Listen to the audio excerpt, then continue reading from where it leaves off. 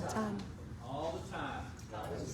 Amen. You know, we spend the majority of our life focusing on a minuscule fraction of percentages. And I'll explain what I mean by that in just a moment. The reason that we focus on that minuscule fraction of a percentage is to distract us from the grand illusion. Not the Styx album. We saw Styx in concert. They were with REO, Speedwagon, and Night Ranger, and they stole the show. It was amazing. But the minuscule of a fraction. I guess last night there was going to be a big baseball game. Did you watch any of it? No, because it got what happened. I watched one inning. You watched one, so they did get one inning. Who was winning, Betty? Whatever, not the Braves, the other. Cincinnati Reds. Aren't you impressed that I knew that? I looked it up because it's supposed to set a record attendance for a baseball game. 85,000 tickets were sold, right? Big baseball game in a racetrack. You know, they tell you never mix metaphors, right? How many, ask yourself, how many little T-ball players think they're going to grow up and be in the major leagues?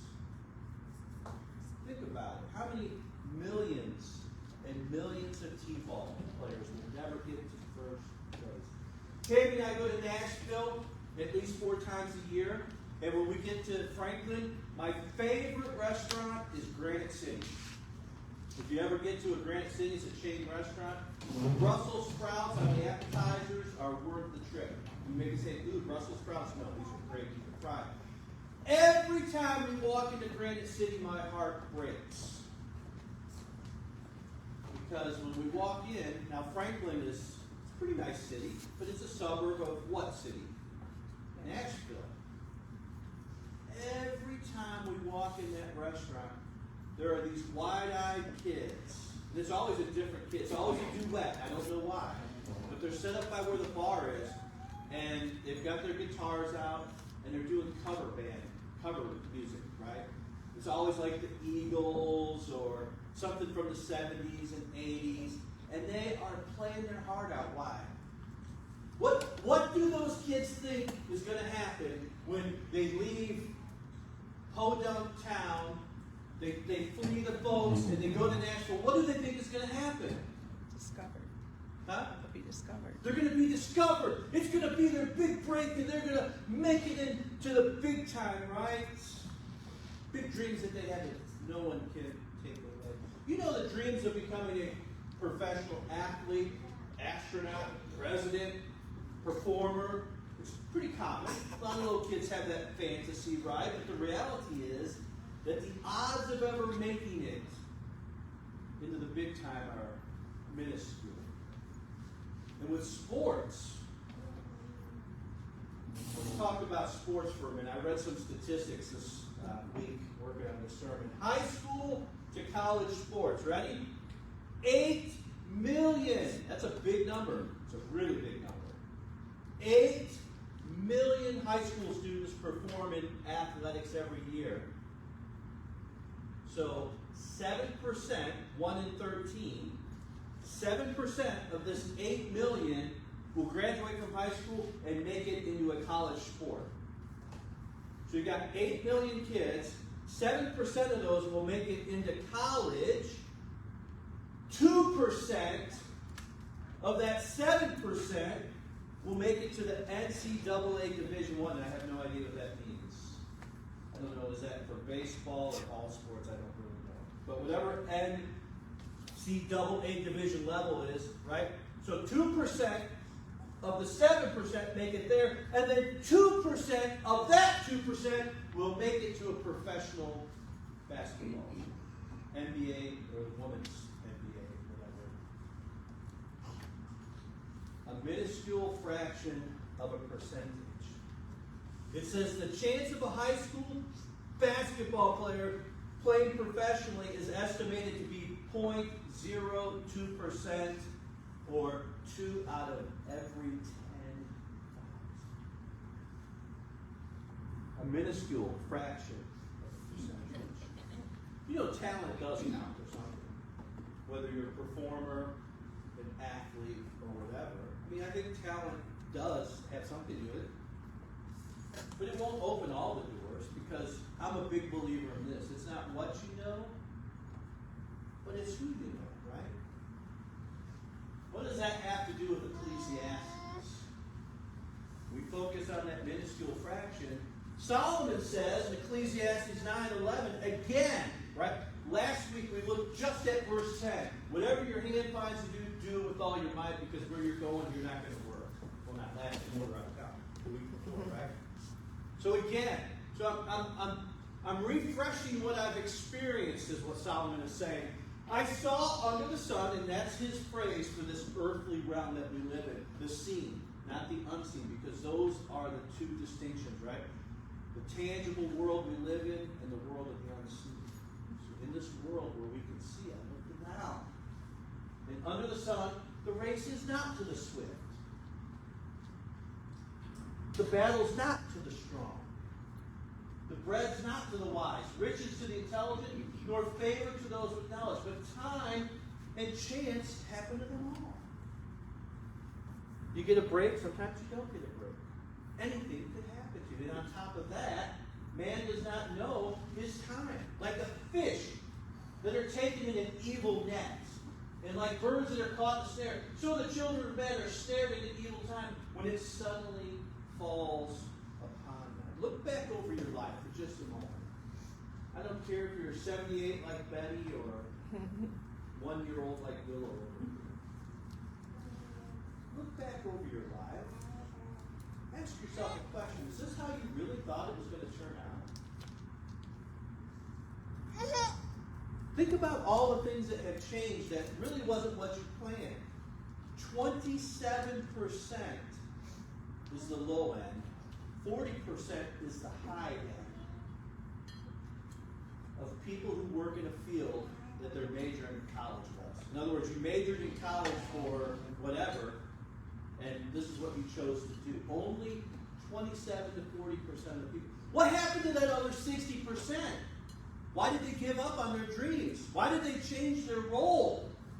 Maybe it wasn't rewarding. Maybe it wasn't fulfilling. Maybe their job got phased out. I don't know. But that's a very low percentage. You want to see another percentage that will discourage you? Look at the dropout rate of people that go into college. Freshman year, first semester, weeds out a lot of people, right? I think we view life, in other words, I don't know how, my mind goes a million miles an hour. I don't know how you look at life, like actually being alive as opposed to not being alive, like an inanimate object. This idea of consciousness, that we're aware of so much going around us, our imaginations, our ability to remember the past, this whole thing that we call life, right? We view it through the filter of competition. Everything seems to be a competition, right?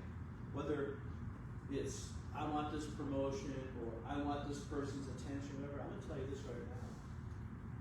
Any relationship that's built on competition, there's never going to be a winner. We can't win when it's a competition. Solomon uses the analogy of competition to reveal a deeper truth that we don't often stop to think about, right? He uses this analogy, right? The race doesn't go to the swift, the battle doesn't go to the strong, and all this to reveal a deep truth that having more resources might be necessary, but it's insufficient. Having more access to whatever it is you think you're missing will not ensure the superior outcome that you think of. I saw a great meme the other day. I wish I would have screenshot it. It's like this overweight guy on the couch, and he's got like a bag full of potato chips, and he's looking at like an Arnold Schwarzenegger guy on the TV. He's like, if I did steroids, I could look like that too. It was priceless. It was good, right? There's no guarantee for success in life. Did you hear that? There's no guarantee for success in life, however you want to define success, right? Here's the lie. Here's the grand illusion. If only I were, then I could, then I would, then it would happen, right? If only I had a better childhood. If only I had the access to this. If only I had, if only, and we sit there and we feel sorry for ourselves and we make excuses. If only then, right? If only I were, then I could. And there's the grand illusion. Well, Craig, I could do more, but I'm really disadvantaged. I just didn't have the same opportunities, right? I'm just not enough. I just don't have enough. I'll just never be enough, right? Baloney. Determination. Dedication. Being dependable. Having endurance, right? Finding real commitment. According to Solomon, raw talent and brute strength are not enough. There's something more that's missing. You can't say, if only I was 6'2", I could have been on the basketball team, or however tall you got to be. That's probably not close enough to being tall, is it? No. Betty's laughing at me, so. All right. 7'2". I don't know, right? If only I were. Listen, what's in your control is more important than what's outside of your control. The things you can control are more important and more valuable than the things that you cannot control. But we focus on what? That minuscule fraction of a percentage.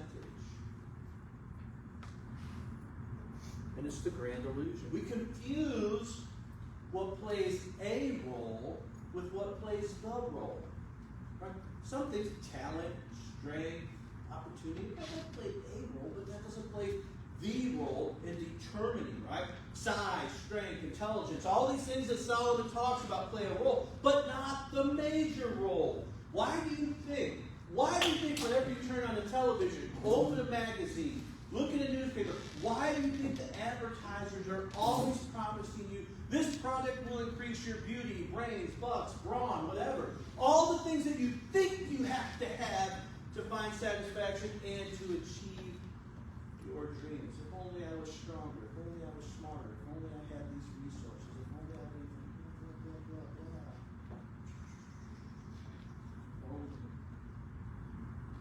It's exhausting. It's emotionally draining, and it spiritually stifles us when we think, if only. Well, if Solomon's first point in revealing the grand illusion was you don't need more to win, what's the second truth? Here's the second truth. I think it's pretty memorable. Get moving now. Move now. Act now. Whatever it is you're going to do, remember, verse 10, whatever your hand finds to do it with all your might, because where you're going, nothing's going to happen. You better get moving, because man does not know when his time is. You don't know when your ticket's going to get punched. You don't know when you're going to knock on the wrong door. You don't know when you're going to get T-boned. You don't know when you're going to be struck with illness. You don't know. You're not promised for tomorrow. So you better get moving now. No promise, no unity, no protection from what Solomon's talked about the entire book. Life is random. Life is unpredictable. Life is unfair. Get over it. Whining about it's not going to help. Move on. It's a troubled world. Why? Because we make dumb choices. Day one, Adam and Eve. Oh, look, here's a tree. Don't eat from it. Ooh, it looks good. Might make me smart. I don't know. Let's try it. And all of a sudden we're out and we're east of Eden. So the grand illusion, if only I had their advantage, then of course I could. But eventually I'll get there because I have all the time in the world. No, Solomon says you don't have all the time in the world. You don't need their advantages, and you don't have much time left at all. The reality of it is, what does it take? Not giving up when it gets hard. Not quitting when you feel like quitting. The race doesn't go to the swift. It goes to the one who perseveres, who has endurance, who doesn't just stop because their feet are sore when they're running. The battle doesn't go to the strong because they have strength. It's because they're adaptable. They move on. They overcome the obstacles. It's not about circumstances. It's not about opportunities, privilege, skill, or strength, Solomon says.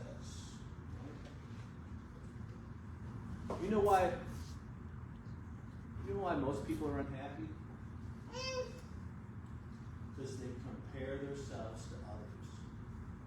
There's studies out there on how bad social media is for like middle schoolers and high schoolers, because it puts out this grand illusion that everybody's at the beach, having a good time, problem-free life, and you look around and you say, my life kind of sucks. Look at how great they have it. Woe is me.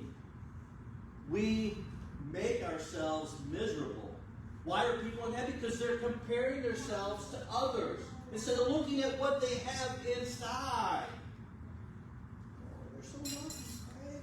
They have it made, but not me. You just don't understand. I just don't have what they have. No, it's not about what they have. It's not about this or that. I love to read. You may not know that about me. I love to read. Once a year I'll read a fiction book, but the rest of the year it's nonfiction. You know what I really like to read? I love biographies. I love biographies. I love biographies about Teddy Roosevelt, my favorite president. The Roosevelts, you know where they got their money?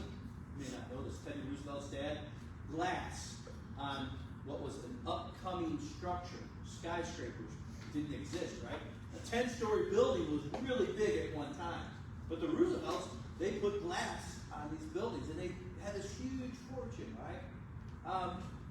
Ben, you'll know. Help me out. Who was it that had the spruce goose? What was his name? Howard Hughes. Thank you. Thank you, Betty. Mike. You know, in class, you raise your hand. Right? Howard Hughes. Where did they get their money? Drill bits for the oil, right? Do you know any Roosevelts that are rich? Do you know any Rockefellers that are rich? Do you know any Vanderbilts that are rich? Do you know family fortunes rarely survive the third generation? Yeah. Think about that for a moment, right? How many brilliant kids flunk out of college? How many athletes just throw in the towel because they're tired of it? Right? Craig, if only I had their money, if only I had their brilliance, if only I had their strength, then I could know. Right? 20% of all businesses, small businesses I should say, fail in the first 2 years. 50% of them in the first 5 years. 66% of small businesses fail in the first 10 years. Restaurants take the biggest hit of them all. If only I had these opportunities that they had.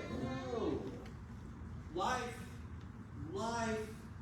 Life is not about the outside competition. You are your biggest competitor. Who you were today compared to who you were yesterday, who you'll be tomorrow. You're not in competition with the person who has what you wish you had so that they could have the advantages. Solomon says there are no superior advantages like we think. The race doesn't go to the swift. The battle doesn't go to the strong. These are all illusions that distract us. We are our own competition. It's about perseverance, punctuality, persistence, showing up. I've said that to Gunnar before. We're out on the job site. 90% of it is just showing up. People don't show up anymore. People call. I need a plumber. Yeah, I'll be there. They don't come, right?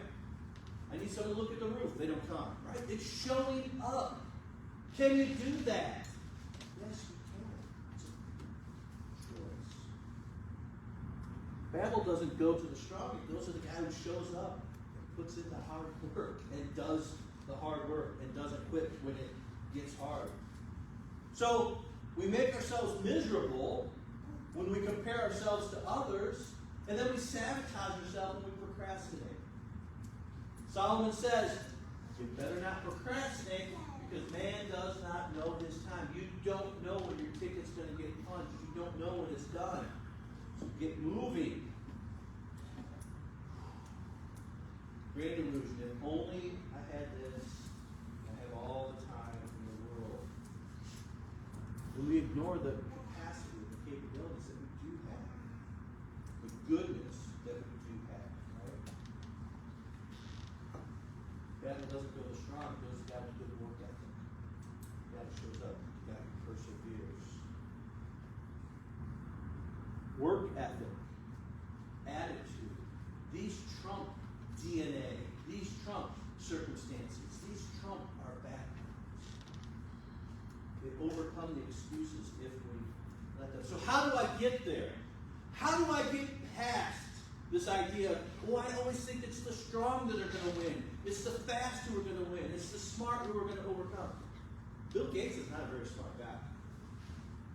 He surrounded himself with really smart people, right?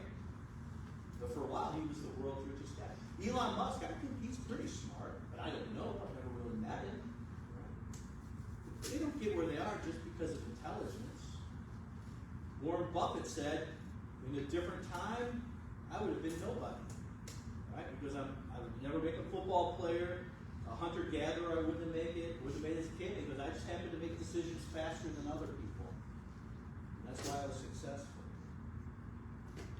So how do we get past all that? How do we get where we want to be as a believer in God? What is it that we can do? According to Solomon, there is an important path that most people ignore, that most people disregard, that most people don't realize. Here's your most powerful attribute. I have seen this example of wisdom here on earth under the sun. It seemed great to me, grand, it's huge. There was a little city with a few men in it, and a great king, a powerful king. Big army, come. And they besieged it, right? They built great siege works against it. Right? They're cutting off the food supply. They're making it so they can't get water. They got them surrounded. But there was found a poor wise man by his wisdom, not his strength, not his artillery, not his arms. By his wisdom, he delivered the city, yet no one remembers that poor man. But I say that wisdom is better than might, though a poor man's wisdom is despised, his words are not heard. The words of the wise heard in quiet are better than shouting, the shouting of a ruler among fools. Wisdom is better than weapons of war, but one good apple rocked the whole bushel, right? One sinner can destroy much good. What's the most important thing we should be focusing on? Not my disadvantages, not their advantages. How do I increase wisdom? That's what Solomon says is most important. You want a better marriage? You want a better life? You want better relationships at work? Better job? Better home life? Better whatever? Better relationships with loved ones? Better relationship with your Creator? It's not by comparing. Solomon says daydreaming won't get you there. But by the way, he says, the clock is running out.